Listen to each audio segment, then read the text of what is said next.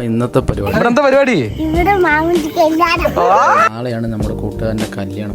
ഇവന്റുകാര് വന്ന് ഇട്ട ലൈറ്റൊന്നും വൃത്തിയില്ലാത്തതുകൊണ്ട് ഞങ്ങൾ സ്വന്തമായി വലിച്ചു കിട്ടും. എന്നാ പിന്നെ പന്തല് മൊത്തത്തിലിടാൻ ഞങ്ങളങ്ങ് തീരുമാനിച്ചു. കല്യാണ ചങ്ങനെ കൊണ്ടുള്ള ഞങ്ങൾ കുടിയിലായിരുന്നു. പൂക്കൊല വട്ടാങ്കിരി തെങ്ങും തന്നെ ഞങ്ങൾ കുടിക്കാനായിട്ട് ഇളനീര് വിട്ടു. 90s വൈബ് കുടിക്കാനായിട്ട് ഞങ്ങൾ ഓലമടഞ്ഞാണ് ആർച്ച് പ്ലാൻ ചെയ്തത്. ഓലമടയാണ് അവന്റെ കുടുംബക്കാരനെ ഏറ്റത്.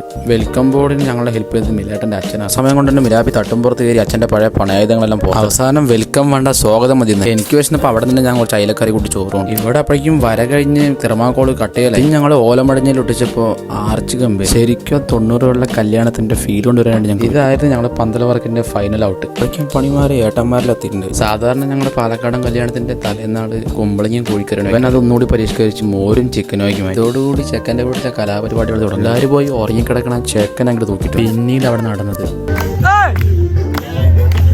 പറഞ്ഞ കുറെ നാൾക്ക് ശേഷം ഒരു അർമാദിച്ച കല്യാണമായിരുന്നു.